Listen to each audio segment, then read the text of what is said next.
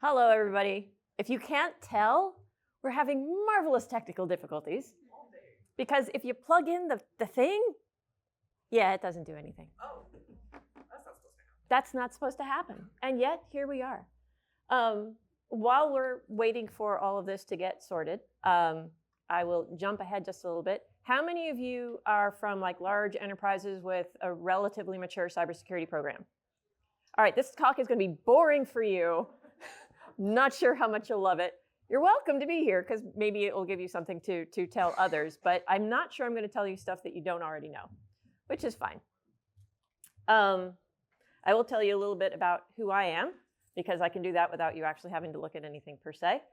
My name's Heather Flanagan. I have been living in the world of digital identity and standards development for about 16 years for my sins.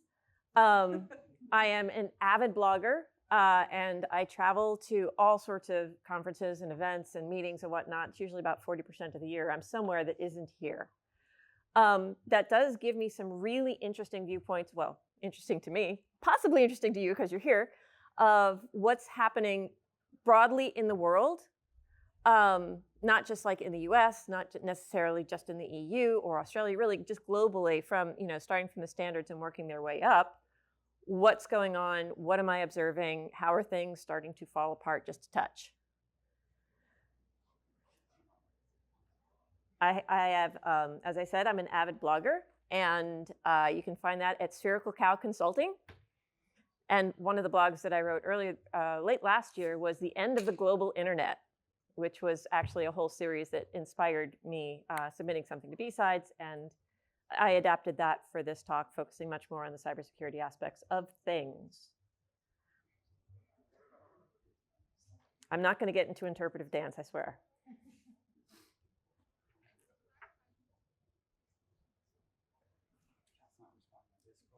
And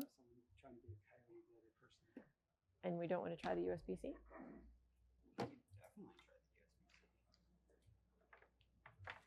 Because you said there was, what we did the weird adapter thing. So we could try that. We could try this with it.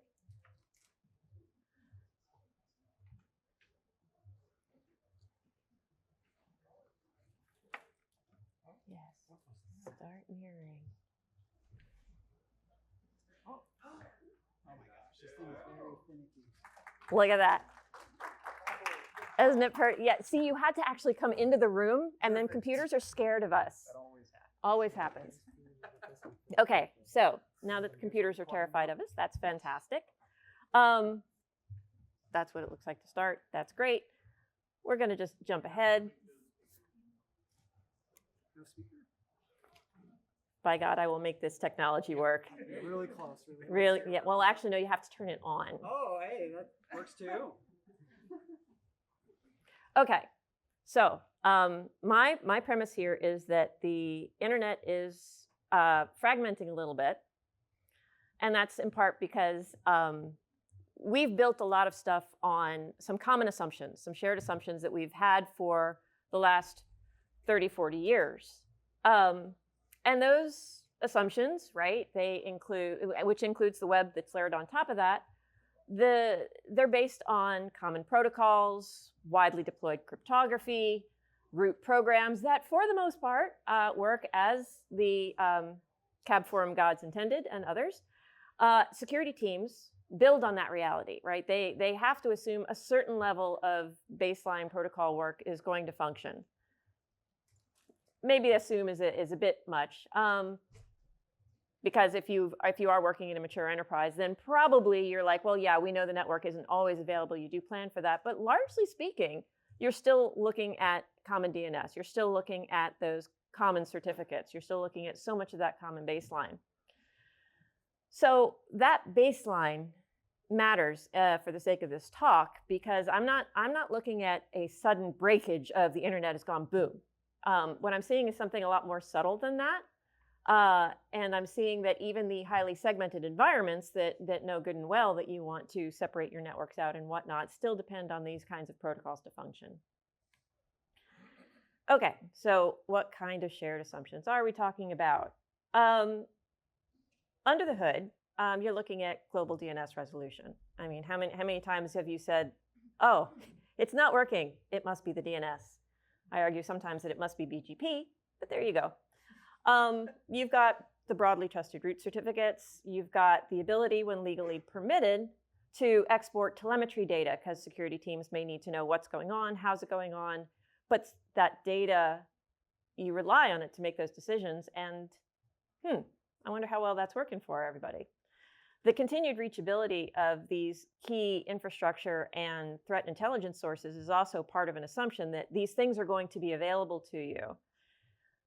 Experienced practitioners do often put that into their planning of, well, if it's not available, but that's sort of like an if. How far down do you plan for failure?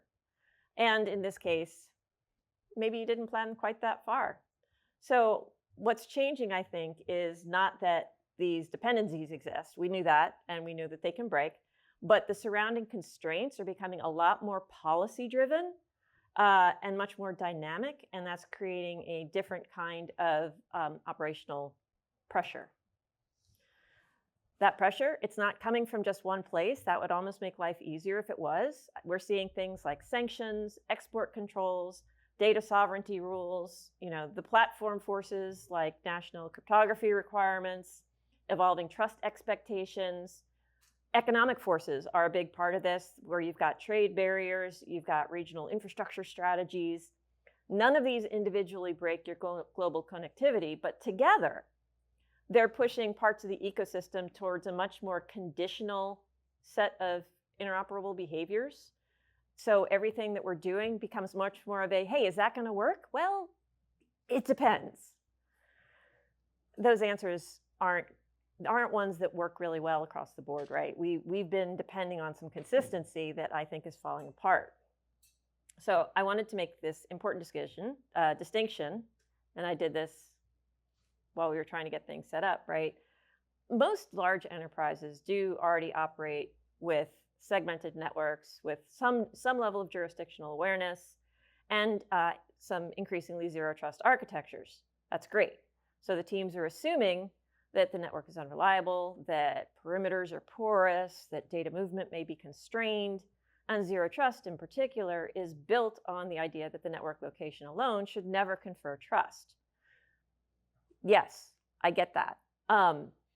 That's not quite the shift I'm talking about. I'm talking about the legal and policy constraints that are becoming so much more deeply embedded in the infrastructure environment itself in ways that the technical controls that we might have aren't fully encompassing. So another thing I wanted to mention here, just in terms of, okay, so on the one hand, you've got mature enterprises that don't necessarily, they're already doing some level of planning. Another thing that I think is going to change how we look at things and how dynamic things can possibly get is actually the supply chain. And I say that because the supply chain builds in some interdependence that we'll never ever get around. And we won't get around that because the world is not equally distributed. Lithium is not everywhere. People who can do the lithography for chips aren't everywhere, right? So these kinds of things where you might want to say, hey, we'll just build something local, you might not be able to, like physically not be able to. So I look at that and say this is one reason that a clean, hard fragmentation probably isn't going to happen anytime soon. So what we're much more likely to see is increased negotiation. We're coming back to the whole it depends.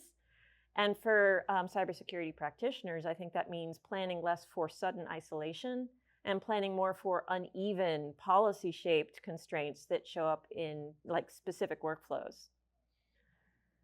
So, okay, that's an interesting premise. Where are we seeing these cracks kind of form? All right, this is not an AI talk. There are so many stinking AI talks, I can't even with these people. But I did want to just go ahead and acknowledge that AI does one thing super, super well, and it speeds things up. It speeds up bad policy. It speeds up mediocrity. If you want stuff to break, it will make it break faster. Great. So all right, if you've got a messy policy environment, if all these things, are possibly true, right? The AI isn't going to create your fragmentation issues. It's not going to make those cracks happen. It's going to make the cracks happen faster. That's literally all I really want to talk about with regards to AI. And we're done. Okay, moving on. So I had a fun chat on Mastodon with someone who's like, you're not talking about fragmentation, really. You're talking about things like not allowing people to talk about stuff. You're talking about the word that has suddenly escaped me, where you restrict books so people can't read them. Censorship, that's the word, thank you. This is what happens when you wake up at 11:50 p.m. and then don't go back to sleep. So yeah, when people are talking about internet fragmentation from a purely technical level, they're talking about the AS isolation, they're talking about partitioned networks, they're talking about large-scale reachability failures, and those events do occur. The Internet Society has a really interesting website where you can track where has the internet been shut off at any given time. Okay, that aside, that kind of absoluteness aside, the filtering regimes, the data transfer restrictions, the trust store differences, these are all now starting to percolate even more than your hardcore network splits. So yes, both these things do happen, but the second type of thing, the access and policy divergence, is what's happening more and faster. So what does this look like for cybersecurity practitioners? One of the things it looks like is a lot of security decisions rely on bulk telemetry data. And so when we're talking about data in this context, I'm not generally looking at what's happening with a single customer record or the routine transactions. What policymakers are looking at is that those large-scale data sets that can be aggregated, that can be analyzed to reveal patterns about individuals, about populations, or about critical systems where you're trying to figure out what's going on. These things will include location data, biometric repositories, financial histories at scale, and large volumes of behavioral and identity telemetry. I mentioned AI makes things go faster. All of this should sound familiar in terms of like the data sets that the AI tools that are helping us with our cybersecurity postures, what are they collecting? So this. Okay, so what makes these data sets really sensitive is not just the presence of personal information, right? It's just the sheer scale of it and the ability to correlate how much there is going on. So even at sufficient volume, the operational or pseudonymous data we know can be pretty darn revealing. It's very, very hard to have pseudonymous data that actually protects someone's identity. So, bummer, because modern SOCs, they kind of actually legitimately centralize a lot of this data. You've got your authentication logs, you've got your endpoint telemetry, you've got your network flows, fraud signals. What's changing here again is the policy scrutiny on each of those individual things around who can receive it, who can process it, what can happen with those large-scale data sets. It's not going to show up as you're trying to actually do your work as an immediate technical block. It's going to show up as, people saying, actually, we need some more review on that. We need, we have additional questions. The lawyers want to know the following. And this really sucks when you're actually trying to do an incident response, but you're also, I don't think, going to be able to avoid it. So, all right, incident response. Let's talk about that for just a minute. Global incident response doesn't suddenly fail. But there's the amount of friction that's coming in from the legal and regulatory evidentiary layers on top of the network. That's becoming pretty significant, I think. Cyber incidents very rarely are local. They cross national boundaries constantly. And that means the investigative authority suddenly needs to cross these boundaries. And suddenly it's no longer just a cybersecurity problem. It's literally like a legal problem.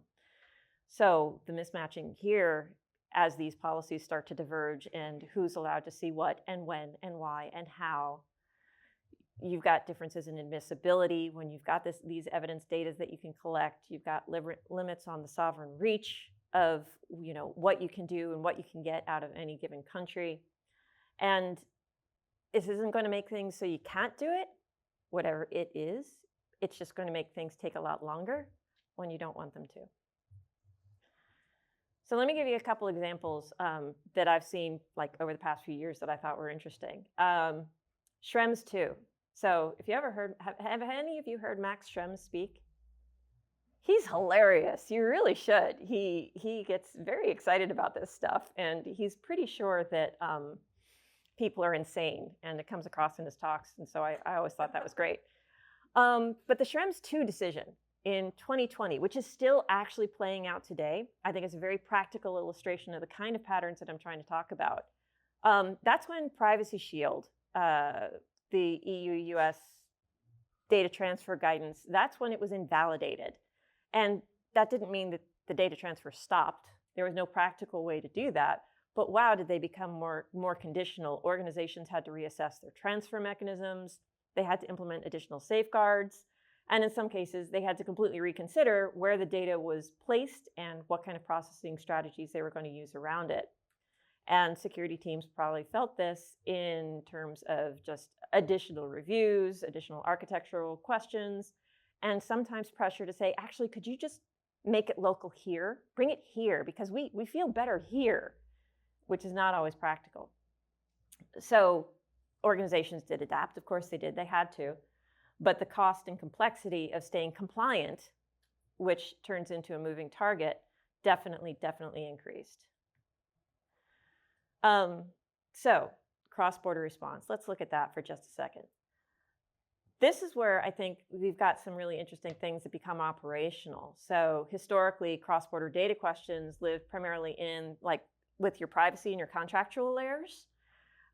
Today, in some environments, we're seeing an additional national security layer applied on top of that, which introduces new questions that the entire organization is going to have to answer. Usually when you don't have time to do it, you've got an active investigation going on, and suddenly you're blocked. The questions come in: who ultimately controls the recipient? Does this trigger country of concern rules? Are we creating export exposure by moving this across, moving this data set to where we can more easily look at it? There's a lot of friction that happens with this, and that friction is only increasing because of the regulations that are diverging around the world. So we see some similar things in identity and trust, which is actually where I spend most of my time. Browser distrust of certificate authority is rarely, I'm going to give this as an example, it's rarely a sudden thing, and these decisions typically follow years of investigation, and there's a phased rollout. And so you could argue reasonably that the whole web PKI is working exactly as it was designed. Cool. But it works because of sustained coordination across root programs, certificate authorities, and enterprises, and that coordination, while historically has been strong, I think it's going to be an interesting question as to whether it can maintain that strength over time, given the other pulls on people's organizations' requirements. So, example, Entrust. Folks familiar with Entrust? Okay, so the Entrust situation was in 2024-2025. After a series of compliance concerns, both Chrome and Mozilla announced that they were going to do a staged distrust action. I thought that was the greatest description, a staged distrust action that affected newly issued Entrust certificates. Again, this wasn't fast, right? Notices did go out. It wasn't arbitrary. It was very much within the expected root program process. But if you actually looked at the news for enterprises, it still triggered a whole lot of work of things they had to do as these changes were being enforced. They had to suddenly inventory all their certificates. Arguably, maybe they should have done that already, but most of them hadn't. Migration planning, vendor coordination, more PKI governance oversight. So the web PKI worked as designed. Coordination burden was real. And today, I see the alignment holding, but I think there's a strategic question of what happens if maintaining that alignment becomes too expensive, if it becomes too hard, right? I don't think we're that far away from such a future. Okay, cool. all very, I hope this has been interesting and informative. It raises awareness, that's great. But maybe there's some actionable things that you might be able to take away from this to make this somewhat useful.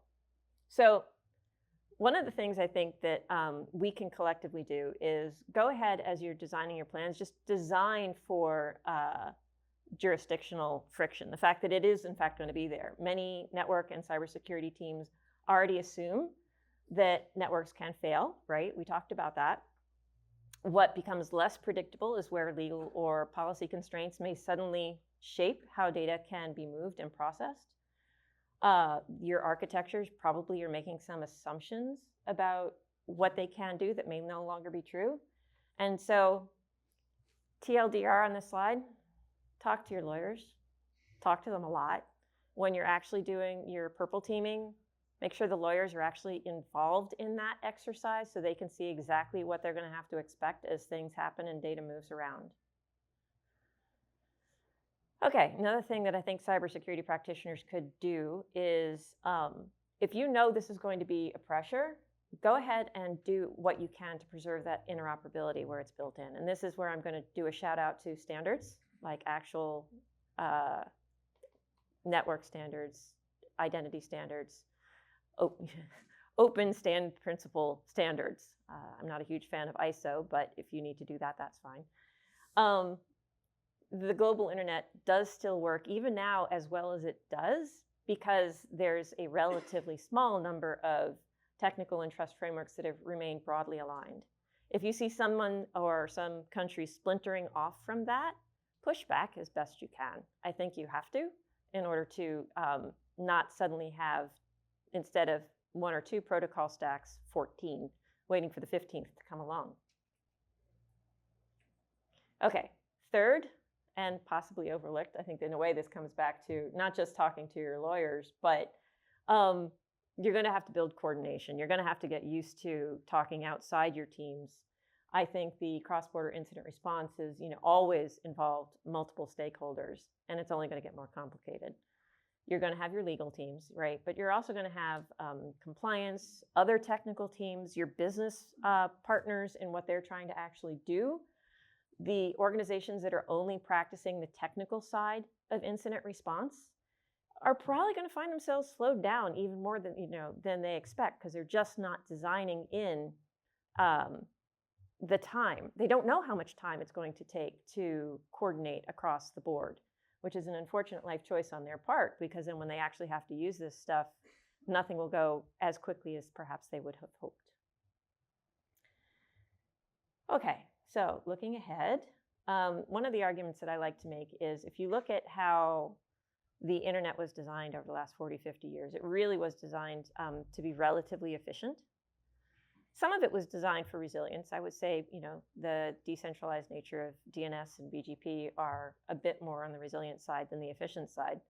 But so much else isn't. So much else was designed for, okay, this one group will take care of this other group will take care of that. It doesn't really matter where they are in the world, and now suddenly it does.